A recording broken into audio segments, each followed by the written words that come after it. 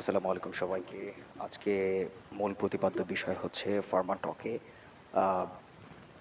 Cleaning validation. We are currently preparing for Expo Farm 2025. So if you want a meeting with T&D Pharma team, then check out this code. Check this out. Okay. I look good. Okay. On the street and I got my swag on. Okay. Get the money, gotta get my bag on. Okay. Triple. The world of pharma is changing faster than ever, thanks to automation. Think about it. Every tablet, every vial, every batch needs to be flawless. Human error? Just not an option. Automation steps in as the ultimate game changer. So what does this look like in practice? Picture robotic arms assembling packaging at lightning speed, or AI-powered inspection systems catching microscopic defects before they ever leave the line. Automation isn't just about speed, it's about consistency, accuracy, and safety. With real-time monitoring, I can spot a deviation and fix it before it becomes a problem. But the magic doesn't stop at the machines. Intelligent data analytics are transforming how I make decisions, predicting maintenance, optimizing supply chains, and even ensuring compliance with regulations. It's not just about replacing jobs, it's about upgrading them. Skilled professionals can now focus on higher-value tasks like innovation, quality assurance, and patient-centric solutions. Our manufacturing area needs to be very much clean and sterile in terms of dispensing medication, in terms of healing a patient. Safety and accuracy is must. So আমাদের manufacturing এরিয়াটা একদম clean and জীবাণুমুক্ত হতে হয়, এবং যেটাকে বলে clean room, সেটাতে আইএসও স্ট্যান্ডার্ড মেনটেন করে থাকতে হয়। মানবসৃষ্ট কোনো ভুলের যেখানে কোনো জায়গা নেই, সেই জায়গাটা হচ্ছে ফার্মা ইন্ডাস্ট্রি। এটা হচ্ছে একটা ক্লিন রুম, এবং ক্লিন রুমের ফ্যাসিলিটিস, ম্যানুফ্যাকচারিং ফ্যাসিলিটিস, এবং এটা হচ্ছে একটা স্টেরাইল ম্যানুফ্যাকচারিং এরিয়া, যেখানে ফ্লোরটাও হবে একদম cleaned and hygiene maintained. This is an ISO standard clean room area, and this is a warehouse area, and this is a manufacturing area. Behind me, heavy machine equipment which helps to make thousands of tablets, and this is how we roll in. Okay, let's go. Those are some equipments where manufacturing took place. This is highly sterile area. একদম বিশুদ্ধ থাকতে হয় যেখানে manufacturing হয়। This is a lab scale manufacturing area, and this is our lab. একটা Pharma industry কোথায় হবে সেই লোকেশনটাও প্রাইম একটা লোকেশনে হতে হয়, এবং লোকেশনটা যেন নয়েজ ফ্রি, ডাস্ট ফ্রি, এবং বেশ ভালো একটা এনভায়রনমেন্টে হয়, সেটাও বড় একটা ফ্যাক্টর প্লেস করে। এটা হচ্ছে outside of the office and inside of the lab or office, যেখানে কোনো জীবাণু ধুলোবালু প্রবেশ করবে না। এগুলো কিছু ইকুইপমেন্ট যেগুলো ল্যামিনার এয়ার ফ্লো, যেখানে জিরো কন্টামিনেশনের চান্স। এগুলো কিছু রিয়েজেন্ট, যেই রিয়েজেন্টগুলো ইউজ করার ক্ষেত্রে খুবই সাবধান থাকতে হয় যেন কোনো রকম ডাস্ট পার্টিকেল, ধুলাবালি বা জীবাণু না আসে। জীবাণু আসলেও যেন মারা যায়, সেজন্যে ইউভি রে দ্বারা ডোরগুলো প্রোটেক্ট করা হয়, ডোরগুলো এয়ার টাইট থাকে। এগুলো হচ্ছে কিছু machineries, coating machine, then water purifier machine, water treatment plant. এটা হচ্ছে একটা সলিউশন, গ্যাভেলিন সলিউশন, যেটা পিউরিফাইড ওয়াটার দ্বারা তৈরি করা হয়। পিউরিফাইড ওয়াটার ট্রিটমেন্ট থেকে পানিটা পিউরিফাই হয়ে আসে, কোনো জীবাণু ছাড়া, ধুলোবালু ছাড়া, সেটা দিয়ে ওষুধটা প্রস্তুত করা হয় রোগীর সেফটির জন্য। দেন এগুলো আরও কিছু মেশিনারিজ এবং ইকুইপমেন্ট যেগুলো সলিউশন বা সাসপেনশন তৈরির ক্ষেত্রে ব্যবহার করা হয়। এটা চার্জিং ভেট, যেখানে সলিউশনগুলো রাখা হয়। এটা হচ্ছে ট্যাবলেট ম্যানুফ্যাকচারিং এরিয়া অফিসের, এবং অফিসের আরও বেশ কিছু মেশিন, যেটা হচ্ছে সেজংয়ের, ইন্ডিয়া বা মালয়েশিয়া থেকে ইম্পোর্ট করা। এবং অফিসে এয়ার প্রেশার এবং হিউমিডিটি হাইলি স্ট্রিক্টলি মেনটেন করা হয়, যেন বাতাসের চাপ, তাপ এবং আর্দ্রতাও কোনো ওষুধের ম্যানুফ্যাকচারিংকে বাধাগ্রস্ত করতে না পারে। তো এই হচ্ছে অফিসের কিছু ইকুইপমেন্ট। এগুলো আমার রেকর্ডিং ইকুইপমেন্ট, যেগুলো অফিসে নিয়ে যাওয়া হয় প্রায় যেন টপিকগুলো ভুলে না যাই যে কোন টপিকে ভিডিও করব বা কোন টপিকে ভিডিও বানাবো। এগুলো কিছু জার্নাল যেগুলো পড়ে অফিসে বিভিন্ন বিষয় সম্পর্কে নলেজ নিতে হয়।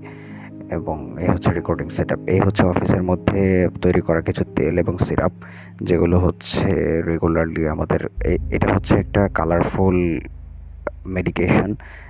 এটাও একটা কালারফুল মেডিকেশন যেটা ক্লিন করার জন্যে বেশ ভালো বেগ পেতে হয় যারা কিনা অপারেটর আছে বা আমাদের নিচে কর্মী ভাই যারা আছে তাদেরকে।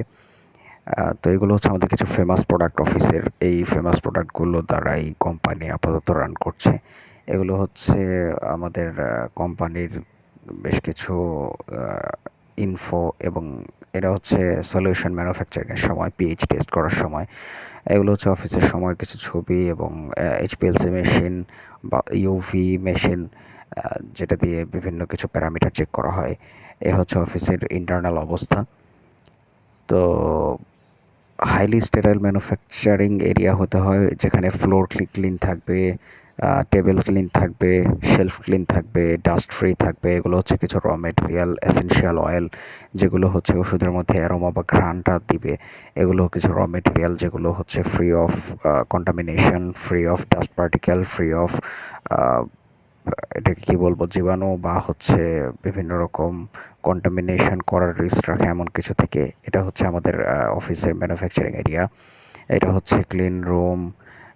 এখানে ক্লোজড বক্স থাকে। এটা হচ্ছে করিডোর, যেটার ফ্লোরটা হচ্ছে আইএসও স্ট্যান্ডার্ড মেনটেন করা, এবং প্রত্যেকটা রুমের ভেতরে এবং বাহিরে বেশ কিছু ইন্ট্রোডাকশন বা হচ্ছে ইনফো দেওয়া থাকে। এটা হচ্ছে র মেটেরিয়াল ইম্পোর্ট করা। এখানে দুটো পার্ট, প্রথম পার্ট হচ্ছে অ্যানালিটিক্যাল পার্ট এবং দ্বিতীয়ত হচ্ছে টেকনিক্যাল পার্ট। তো অ্যানালিটিক্যাল পার্টটা সম্পর্কে আমরা যারা ইন্ডাস্ট্রিতে কাজ করি তাদের বেশ ভালো একটা ধারণা থাকে, এবং টেকনিক্যাল পার্ট সম্পর্কে ধারণা থাকে থাকে না এমন না বিষয়টা।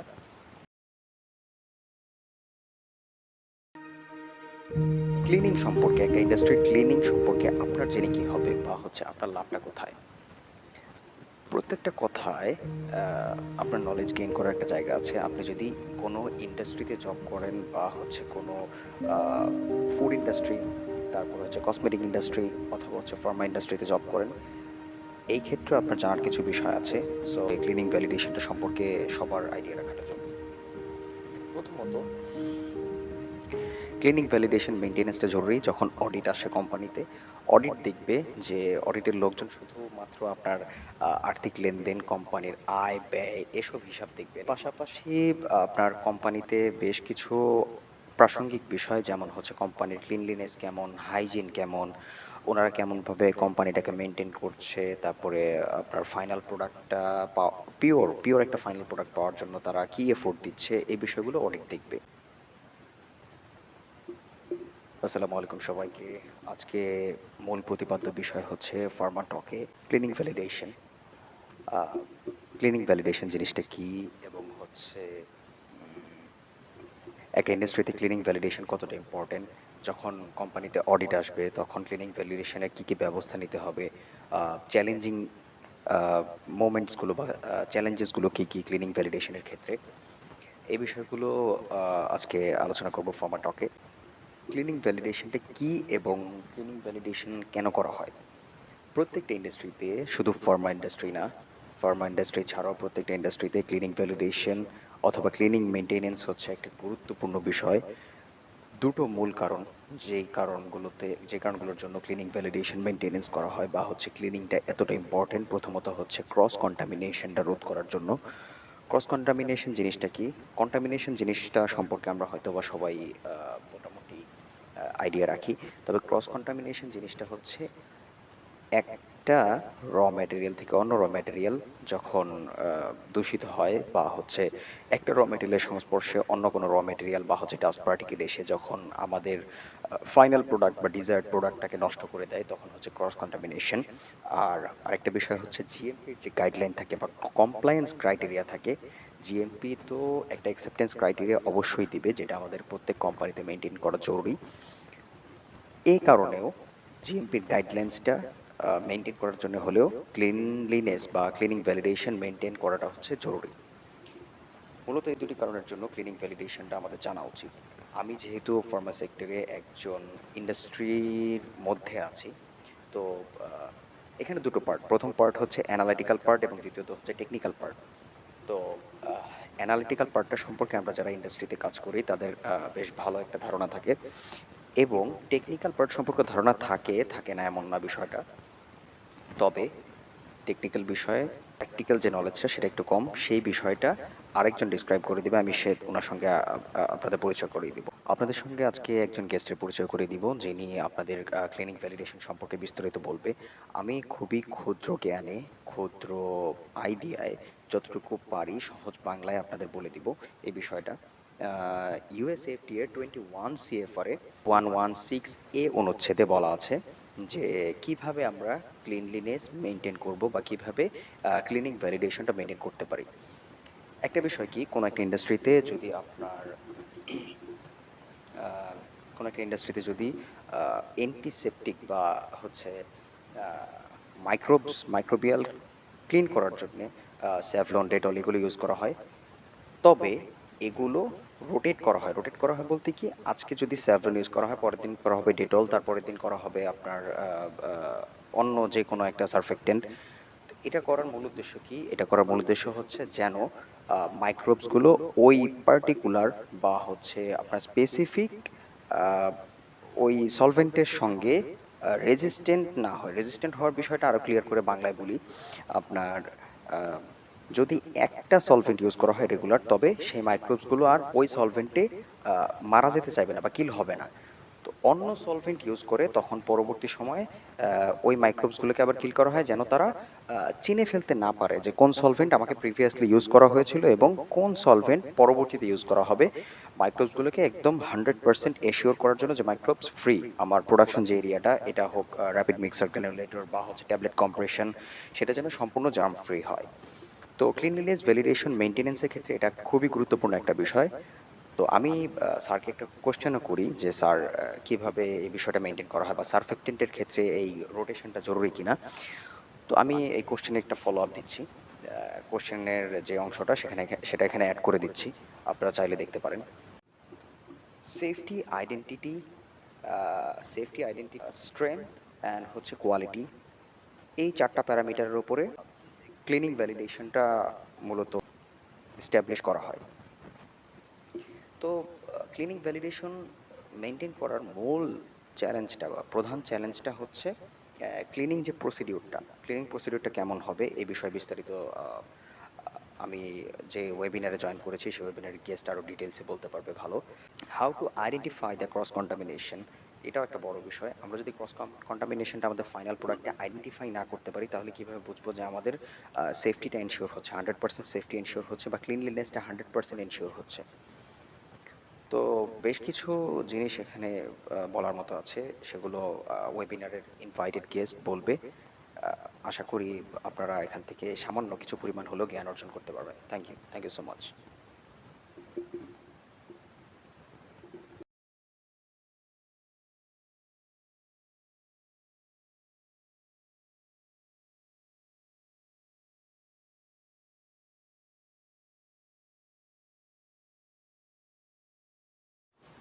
Our invited guest was MD Riyadul Haq.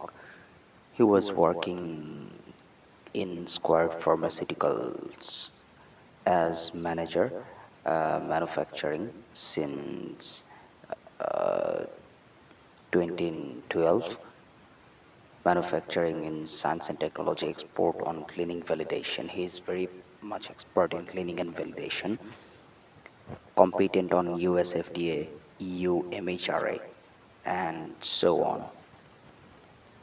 He has a total of 18 years of experience at Novartis and Square Pharmaceuticals. With his vast knowledge and experience, he has prepared some slides on cleaning validation, and today I'm Muhammad Talha. I will be describing those slides, and those are our technical team. Thanks for their support. Now, let me describe what is cleaning validation. Cleaning validation is the documented proof that cleaning procedures consistently remove product residuals cleaning agents, and contamination to a safe and acceptance level. Cleaning validation ensures some following criteria and some following matters like no contamination between products, protect patient safety, meets GMP regulations, and so on. So, US FDA 21 CFR 211.67A requires that any equipment shall be cleaned at appropriate intervals to prevent contamination that would alter safety, identity, strength, quality, or purity of the drug product beyond the official or other established requirements. And WHO Annex 3 TRS 1019 describe cleaning validation as appropriate measures, taking the appropriate measures to ensure safety and some precautions. Now, let me tell you some overview of the cleaning validation. এখানে কতগুলো phase আছে, যেমন হচ্ছে preparation phase, validation phase. Preparation ফেজটা কি? Preparation ফেজটা হচ্ছে মূলত কিভাবে ক্লিনিংটা এনশিওর হবে, কিভাবে ক্লিনিং প্রসিডিউরটা আমরা কোম্পানিতে রান করব, সেই প্রসিডিউরগুলো প্রস্তুত করা হচ্ছে একটা বড় challenge. Then comes the assessment phase or risk assessment, identifying the worst case candidate, simplifying the inspection and testing requirements, define the carryover limit and acceptance criteria. আমাদের WHO বা FDA এর সঙ্গে আমাদের যে ক্রাইটেরিয়া দেয়া আছে FDA তে বা WHO অনুসারে সেই ক্রাইটেরিয়ার মধ্যে পড়ে কিনা। Validation, prepare cleaning validation protocol, dirty hold time, clean hold time. Dirty hold টাইমটা হচ্ছে আমাদের মেডিকেশন সম্পূর্ণরূপে প্রস্তুত হতে আমাদের যে ম্যানুফ্যাকচারিং এরিয়া সেটা কতক্ষণের মধ্যে সম্পূর্ণরূপে নোংরা হয়ে যাচ্ছে বা ময়লা হয়ে যাচ্ছে, তারপর হচ্ছে সেই সম্পূর্ণ এরিয়াটা ক্লিন করতে কতটুকু টাইম লাগছে, সেটাকে বলা হচ্ছে clean hold time. Campaign length to consider, যেমন যে সকল ম্যানুফ্যাকচারিং এরিয়া সেই এরিয়ার লেন্থ কতটুকু, সেই ম্যানুফ্যাকচারিং প্রসেসটা যেটার মধ্যে চলছে সেটার লেন্থটা কতটুকু, এই লেন্থ হিসাব করে দেন হচ্ছে আমরা সেই ক্লিনিং এরিয়াটা কতটুকু সময়ের মধ্যে ক্লিন করতে পারবো সেটাও একটা বড় বিষয়। তো এগুলো হচ্ছে ভ্যালিডেশনের মধ্যে পড়বে। তারপরে কিছু ইম্পর্টেন্ট টার্মিনোলজি আছে, যেমন cleaning validation, cleaning verification, limit of detection, limit of quantification, worst case product, maximum safe carry over or MSC, maximum safe surface residual or MSSR, permitted daily exposure or PDE. Permitted daily exposure জিনিসটা কি? Permitted daily exposure জিনিসটা হচ্ছে আমরা সেই যে drug product আমরা বানাচ্ছি সেই ড্রাগ প্রোডাক্টটার এক্সপোজারে যে কোনো রকম মেশিনারি বা ইকুইপমেন্ট কতদিন থাকতে পারবে সেটা হচ্ছে অ্যাকসেপ্ট করতে পারবো কিনা, এই বিষয়গুলো। তারপরে ক্লিনিং কিছু ভ্যারিয়েবল আছে যেগুলোকে ট্যাক্ট দিয়ে আমরা ডিসক্রাইব বা এলাবোরেট করতে পারি। ট্যাক্ট হচ্ছে time, action, chemistry and temperature. কতটুকু সময় আমাদের ম্যানুফ্যাকচারিং চলছে এবং কতটুকু সময় সেটা ক্লিন হতে নিচ্ছে, তারপর হচ্ছে কি কি অ্যাকশন এর বিরুদ্ধে নেওয়া যায় সেই ক্লিনলিনেস মেনটেন করার জন্য, কি কি দিয়ে আমরা ক্লিন করছি সেটার কেমিস্ট্রিটা কি, তারপরে কোন টেম্পারেচারে আমরা সেই জিনিসগুলো ক্লিন করছি, এটা হচ্ছে একটা ইম্পর্টেন্ট ফ্যাক্টর। টেম্পারেচার একটা ইম্পর্টেন্ট ফ্যাক্টর, কারণ অনেক ক্ষেত্রে দেখা যায় ড্রাগ প্রোডাক্টগুলো ডিগ্রেড হয়ে যেতে পারে যদি আমরা কম বেশি তাপমাত্রা বা তাপমাত্রা ফ্লাকচুয়েশন হয়, তাহলেও একটা ভয় থাকে যে প্রোডাক্টগুলো নষ্ট হয়ে যাওয়ার। তারপরে টাইম ইজ মানি, সো আমাদের সবসময় এটা মাথায় রাখতে হবে, টাইম ইজ মানি। আমরা যদি ক্লিন হওয়ার যে টাইমটা সেটা কমিয়ে আনতে পারি তাহলে প্রোডাকশন রেট অবশ্যই বাড়বে এবং এটা একটা ইন্ডাস্ট্রির জন্য অবশ্যই অবশ্যই খুবই গুরুত্বপূর্ণ একটা বিষয়। কেমিস্ট্রি, কেমিস্ট্রি হচ্ছে আমরা কোন সারফেক্টেন্ট বা কোন এজেন্ট ইউজ করে, কোন সলভেন্ট ইউজ করে সেগুলো ক্লিন করছি সেটা কেমিস্ট্রিটা ভালোভাবে জানা, সেটা আবার ওই প্রোডাক্টের ক্ষেত্রে কোনো কন্টামিনেশন তৈরি করবে কিনা সেটাও একটা বড় বিষয়। আচ্ছা, এখন আসি ওয়ার্স্ট প্রোডাক্ট সিলেকশন ক্রাইটেরিয়াটা কি। ওয়ার্স্ট প্রোডাক্ট সিলেকশন হচ্ছে সবচেয়ে বাজে যে প্রোডাক্টটা অন্য প্রোডাক্টকে কন্টামিনেট করতে পারে সেইটা মাথায় রেখে কাজ করা। আমাদের যদি 30টা ড্রাগ প্রোডাক্ট একটা কোম্পানিতে ম্যানুফ্যাকচার হয়, সেই 30টার মধ্যে আমরা যদি ওয়ার্স্ট 3টা বা 4টা প্রোডাক্ট সিলেক্ট করতে পারি তাহলে বাকিগুলোর ক্ষেত্রে আমাদের তেমন ক্লিনলিনেস মেজার না নিলেও চলবে, বা হচ্ছে ওয়ার্স্ট প্রোডাক্টের ক্ষেত্রে একটু সচেতন থাকলে বাকিগুলোর ক্ষেত্রে সময় খুবই কম লাগবে। এর ক্ষেত্রে ওয়ার্ডস প্রোডাক্ট সিলেকশনের ক্ষেত্রে সলিউবিলিটি, তারপরে product fulfil criteria, hard to clean products, এগুলো বেশ কিছু মেজার মাথায় রাখতে হবে স্টেরাইল প্রোডাক্ট বা সিআইপি সিস্টেম। এখন স্টেরাইল প্রোডাক্ট বা সিআইপি সিস্টেমটা কি? Worst case is based on lowest solubility if more than one selected by highest toxicity or lowest PDE। এখন যে প্রোডাক্টটা বেশি টক্সিক সেই প্রোডাক্টের ক্ষেত্রে আমাদের সেফটি মেজারও বেশি নিতে হবে, এবং ওয়ার্স্ট কেসে এই জিনিসটাকে ধরে সামনে আগাতে হবে বা হচ্ছে অন্য প্রোডাক্টগুলো মেজারমেন্টে নিতে হবে। Potent product, highly potent product হলে সেটা ক্লিনলিনেসের ক্ষেত্রেও বেশি মনোযোগ দিতে হবে। কালার্ড প্রোডাক্ট, কোনো প্রোডাক্ট যদি হচ্ছে কালারফুল হয়, যেমন হচ্ছে কিছু ড্রাগ আছে হলুদ বর্ণের, যেমন হতে পারে ফলিসন বা রিবোসন। রিবোসন হচ্ছে রিবোফ্লাভিন জেনেরিকের একটা ড্রাগ, এগুলো হলুদ কালারের হয় যেহেতু ভিটামিন টাইপের ড্রাগ। আবার আরেকটা বেশ নোন ড্রাগ আছে যেমন হচ্ছে রিফাম্পিসিন, যেটা কিনা সিঁদুর কালারের, খুব ব্রাইট একটা সিঁদুর কালার। যখন প্রোডাকশন করা হয় প্রোডাকশন এরিয়াটা সম্পূর্ণ রেড কালার একটা কালারে ছেয়ে যায়, সিঁদুর কালারে ছেয়ে যায়।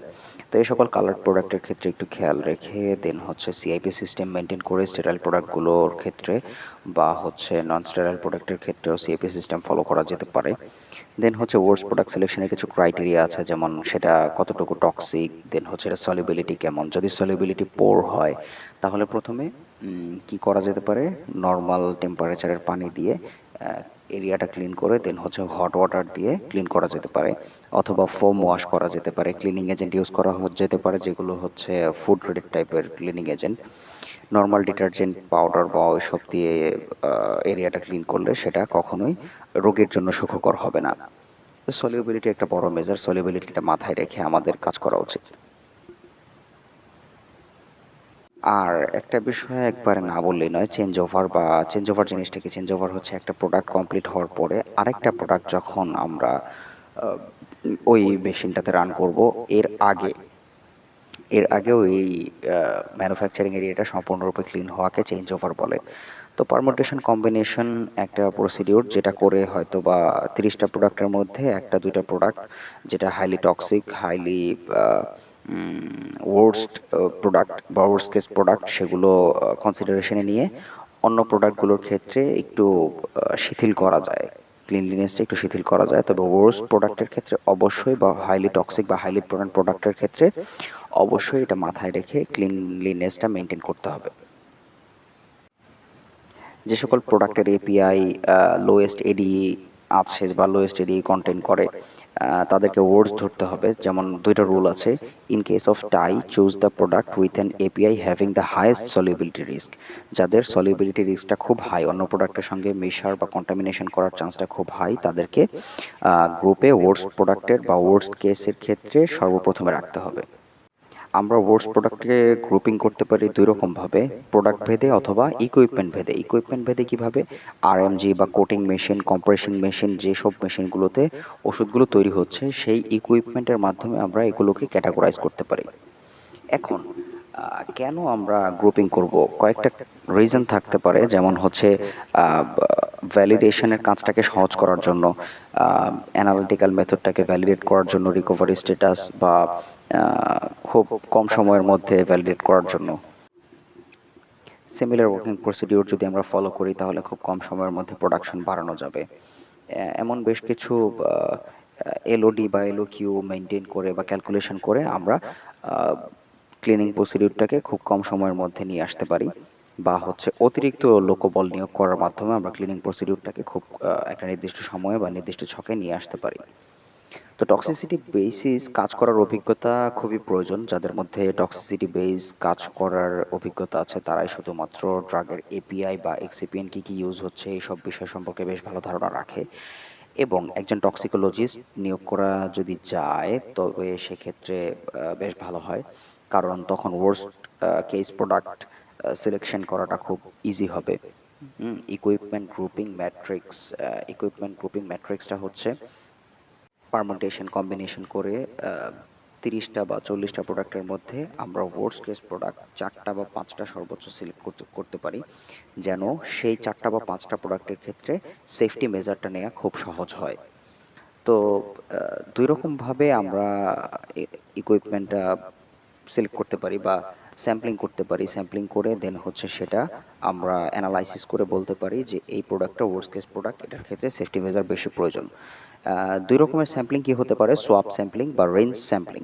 সোয়াব স্যাম্পলিং হচ্ছে আমরা কোনো একটা কাপড় বা ভেজা কোনো একটা কিছু দিয়ে একটা কটন কটন দিয়ে আমরা ওই যে মেশিনের মধ্যে ম্যানুফ্যাকচারিং হচ্ছিল সেটার উপরে একটু পরিমাণ ড্যাব করে সেটা পরবর্তীতে এইচপিএলসিতে অ্যানালাইসিস করে দেখতে পারি যে অন্য কোনো প্রোডাক্ট এর মধ্যে ছিল কিনা বা কোনো আনওয়ান্টেড পিক আসছে কিনা সেই এইচপিএলসিতে। তাহলে আমরা ধরে নিতে পারি যে সেটার মধ্যে ক্লিনলিনেসটা কতটুকু মেনটেন ছিল। দেন হচ্ছে রিন্স স্যাম্পলিং। রিন্স স্যাম্পলিংটা হচ্ছে আমরা মুছে নিব এটা কাপড় বা যে কোনো রকমের ইকুইপমেন্ট দিয়ে মুছে সেটাকে আমরা একটা নির্দিষ্ট সলভেন্টে ডিজলভ করে দেন এইচপিএলসিতে নিয়ে সেই স্যাম্পলটাকে আমরা এক্সামাইন করতে পারি। এক্সামাইন করলে বোঝা যাবে যে সেখানে অন্য কোনো ড্রাগ প্রোডাক্ট বা এপিআই ছিল কিনা। এটা হচ্ছে স্যাম্পলিং এর টাইপস। এখন স্যাম্পলিং কিভাবে করব, কোন দিক থেকে শুরু করব, কোন দিক থেকে কোন দিকে যাব, ডান থেকে বামে না উপর থেকে নিচে, নিচ থেকে উপরে, এটাও এই গ্রাফিক্যাল রিপ্রেজেন্টেশনের মাধ্যমে বুঝিয়ে দেওয়া হচ্ছে খুব সুন্দরভাবে। দুটি স্যাম্পলিং প্রসিডিউরের মধ্যে সোয়াব এবং রিন্স। রিন্সটা বেশ ভালো কারণ রিন্সের মাধ্যমে আমরা বুঝতে পারি যে আনওয়ান্টেড কোনো পিক আসছে কিনা, পূর্ববর্তী কোনো ড্রাগ প্রোডাক্ট এর মধ্যে ছিল কিনা বা হচ্ছে কোনো মাইক্রোবস ছিল কিনা। ঐকিক নিয়ম করেও সলভেন্ট দিয়ে বের করা যায়। যেমন হচ্ছে একটা 10x10 স্কোয়ার সেন্টিমিটারের একটা জায়গার মধ্যে আমরা রিন্স করলাম, সেই জায়গাটুকুর মধ্যে রিন্স করে আমরা সম্পূর্ণ এরিয়াটা হিসাব করে ঐকিক নিয়ম করে পরবর্তীতে কতটুকু সলভেন্ট লাগবে, তারপর হচ্ছে রিন্স করার জন্য কতটুকু পরিমাণ ইকুইপমেন্ট লাগবে সব আমরা ক্যালকুলেশন করে বের করে নিতে পারি। এগুলো সব হচ্ছে ক্লিনিং প্রসিডিউরের মধ্যে পড়বে। এখন এমন কিছু প্রশ্ন আসতে পারে যেমন রিন্স করা যায় না হাত দিয়ে বা রিন্স হয় না, হ্যাঁ, তো ওইসব জায়গাগুলো কিভাবে ক্লিন করা যেতে পারে। তো সেসব জায়গা ক্লিন করার ক্ষেত্রে হাই প্রেশার স্প্রে গান ব্যবহার করা যেতে পারে বা লং হ্যান্ডেড ব্রাশ দিয়ে সেটা ক্লিন করা যেতে পারে। জেড প্রেশার মেশিন থাকতে পারে যেটা দিয়ে ক্লিন করা বেশ ইজি হয়। দেন কাউন্সেলিং করা যেতে পারে যে কিভাবে যেখানে হাত পৌঁছায় না সেখানে সেই জায়গাগুলো কিভাবে ক্লিন করা যেতে পারে কাউন্সেলিং করে। যারা কিনা অপারেটর আছে, আমরা তো কিউসি অফিসার হিসেবে জয়েন করি, কিউসি অফিসারের সঙ্গে অপারেটরের একটা ভালো বোঝাপড়া থাকা দরকার, তবেই একটা ভালো ক্লিনলিনেস বা হাইজিন মেনটেন করা সম্ভব। এখন যদিও ক্লিনিং অ্যান্ড মেনটেনেন্সকে সম্পূর্ণরূপে একটা আলাদা সেকশন হিসেবে ধরা হয়, ক্লিনিং অ্যান্ড মেনটেনেন্স, যেখানে হাইজিন মেনটেন, ক্লিনলিনেস মেনটেন বা সিএম বলা হয় যাকে। তো অডিট কনসিডার করবে যদি ক্লিনিং এবং হচ্ছে মেনটেনেন্সটা খুব ভালো হয়, না হলে অডিট এটা কখনোই মেনে নেবে না যে এখানে কেন ড্রাগ প্রোডাক্টের ক্ষেত্রে এত কনসিডারেশন করা হচ্ছে। তো রাস্ট একটা বড় ইস্যু, রাস্ট বা জং ধরে যাওয়াটাও একটা সব বেশ বড় সমস্যার কারণ। আমরা হয়তো বা প্রোডাক্ট কন্টামিনেট রোধ করতে পারবো, তবে একটা মেশিনারি বা একটা ইকুইপমেন্ট থেকে যদি কোনো রাস্ট বা কোনো ময়লা চলে আসে সেটা রোধ করাটা একটু কঠিন। তবে রাস্ট রিমুভের একটা ভালো উপায় হচ্ছে নাইট্রিক অ্যাসিড দ্বারা জায়গাটা ধুয়ে ফেলা। নাইট্রিক অ্যাসিড দিয়ে যদি আমরা জায়গাটা ওয়াশ করে ফেলতে পারি তবে এখানে আর কোনো জং থাকবে না। তবে ভুলক্রমে যদি কোনো পিক আসে, যেমন আনওয়ান্টেড পিক আসলো এইচপিএলসিতে, সেটা প্রিভিয়াস কোনো প্রোডাক্টের না, তবে সেটা মেশিনারিজেরও হতে পারে। তবে এই জিনিসটা কনসিডারেশনে আনলে হাইজিন মেনটেন করাটা ভালো বা আরও বেটার হাইজিন মেনটেন করা সম্ভব হবে। তো বেশ কিছু মিস্টেকস হতে পারে, এই মিস্টেকসগুলো কিভাবে অ্যাভয়েড করা যায় এটাও একটা বড় ইস্যু। যেমন ব্যাচ সাইজ যদি বাড়ে তবে নির্দিষ্ট সময়ের মধ্যে ক্লিন করা নাও যেতে পারে। তো এটা এটা একটা ফেইলিয়ারের মধ্যে পড়ে, এটা কনসিডারেশন আনতে হবে, আনা খুবই জরুরি। তারপরে রং ডিটারজেন্ট বা ভুল ডিটারজেন্ট ইউজ করে যদি আমরা ক্লিন করি তবে সেটাও একটা বড় ইস্যু হয়ে দাঁড়াতে পারে। ফুড গ্রেড ডিটারজেন্ট ইউজ করতে হবে, কয়েকটা ডিটারজেন্টের কম্বিনেশন হতে পারে সেটা। তারপর হচ্ছে রং ক্লিনিং প্রসেস ইউজ করলে সময়ও বেশি লাগবে। দেন আমি লোকোবল বাড়িয়ে দিলাম বা হচ্ছে লোকোবল বাড়লো কিন্তু হচ্ছে ক্লিনলিনেসটা প্রপার হচ্ছে না, কারণ হচ্ছে আমরা রং ক্লিনিং প্রসেস ফলো করছি, এটাও একটা বড় মিস্টেক যেটা অ্যাভয়েড করা উচিত। দেন হচ্ছে কিছু এক্সিপিয়েন্টের ইফেক্ট থাকে যেগুলো মেশিনারিজের উপর বিরূপ প্রভাব ফেলে, যার কারণে রাস্ট হতে পারে। দেন হচ্ছে ডিগ্রেড হয়ে যেতে পারে মেশিনটা দ্রুত। এই বেশ কিছু জিনিসও আমাদের মাথায় রাখা দরকার। Then unexpected hardness or arise during scale up করার সময় বেশ কিছু সমস্যা হতে পারে, যেমন হচ্ছে আনএক্সপেক্টেড একটা ক্ষতি হয়ে যেতে পারে ইকুইপমেন্টে। তো এই হচ্ছে মোটামুটি সবগুলো বিষয়। তো বেশ কিছু কোয়েশ্চেন এখানে এসছে, যে কোয়েশ্চেনগুলো বেশ ভালো কোয়েশ্চেন, এগুলো কয়েকটা কোয়েশ্চেন না বললেই নয়। তো একটা বিষয় নিয়ে কথা হচ্ছিল, তো আমরা ইন্টারেস্টেড কিনা স্যার এটা জানতে চেয়েছিলেন। তো আমি চ্যাট বক্সে লিখে দিলাম যে we are highly interested sir. তো এটা হচ্ছে first question, what will be the রেসিডিউল limit and reaction zone for the equipment used in the API industry, and what's the reference guidelines. So there is no such residual limit, and there is a reference guideline may be present in WHO or uh, maybe in pharmacopoeia like British pharmacopoeia. So we need to follow the pharmacopoeia obviously. Do we need, if any equipment or part equipment is too small to compare the entire manufacturing line, do we need to perform the recovery study for the material of construction? Yes, obviously. We need to study that material, what it is made of, like steel or metal, and this should be taken in obvious measures. Next question, please.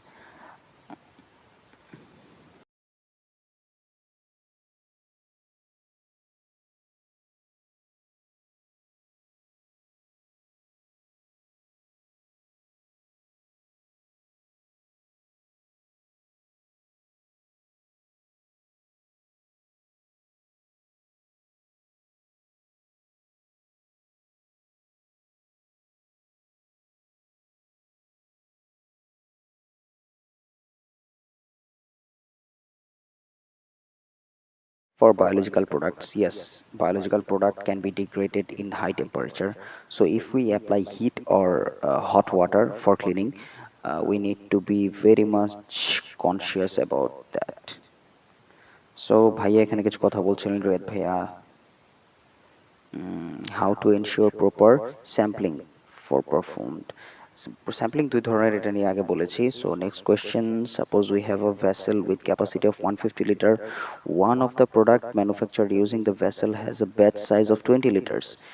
Okay, so উনি বোঝাতে চেয়েছে 150 লিটারের একটা বড় বোলে যদি 20 লিটারের medicine বানানো হয় তাহলে পুরোটা এরিয়া আমাদের ক্লিন করতে হবে কিনা। হ্যাঁ, অবশ্যই। 20 লিটারও যদি ট্রাক হয় তাহলে 150 লিটারের সম্পূর্ণ ভেসেলই ক্লিন করতে হবে, এবং চেঞ্জ ওভারের ক্ষেত্রে এটা লাইন ক্লিয়ারেন্স দিতে হবে যে হ্যাঁ আমরা সম্পূর্ণ ম্যানুফ্যাকচারিং এরিয়াটা ক্লিন করেছি। In our fluid bed dryer, the rapid mixer granulator, we face challenges cleaning behind the impeller. ও, যে সকল জায়গায় হাত পোছাবে না বা হচ্ছে ক্লিন করা একটু চ্যালেঞ্জিং, সেখানে লং হ্যান্ডেড ব্রাশ বা হচ্ছে জেট প্রেশার মেশিন দিয়ে ক্লিন করতে হবে। For older product with incomplete toxicological data, how can we scientifically establish? ও, এখানে একজন টক্সিকোলজিস্ট অবশ্যই ইমপ্লিমেন্ট করতে হবে বা এস্টাবলিশ করতে হবে, যার মাধ্যমে আমরা খুব সহজেই ওই প্রোডাক্ট সম্পর্কে বা ওই প্রোডাক্টের টক্সিসিটি সম্পর্কে ভালো ধারণা পেতে পারি। If TOC analysis of the stainless steel vessel has an okay, in terms of stainless steel, we need to clean out the area to be 100% sure that it is totally risk free or contamination free. Okay, so those are the vital questions. Not, I'm not taking any more questions. So I want to finish my uh, webinar here.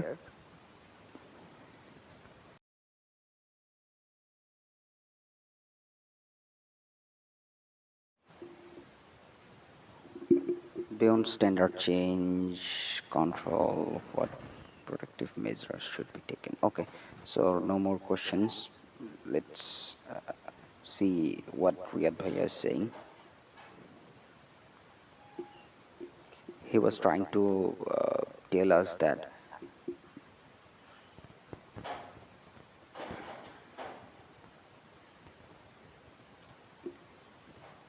so basically Riyad Bhaiya was trying to tell us that um, it has been a long webinar and a long session obviously.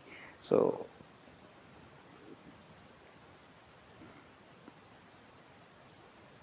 we should close the webinar here. No more questions for today, obviously. Okay, thank you for being with us. Cleaning validation সম্পর্কে এই ছিল আজকে Pharma টক। আমাদের সঙ্গে এতগুলো সময় থাকার জন্য আপনাদের সকলকে ধন্যবাদ, এবং আশা করি আপনারা এখান থেকে ক্ষুদ্র পরিসরে হলেও কিছু হলেও জ্ঞান অর্জন করতে পেরেছেন। যদি অর্জন করতে পারেন এটা হচ্ছে আমার সফলতা, আর যদি না করতে পারেন অবশ্যই আমার ব্যর্থতা। আর এই ওয়েবিনারে যুক্ত থাকার জন্য আমাদের ইনভাইটেড গেস্টদের অসংখ্য ধন্যবাদ।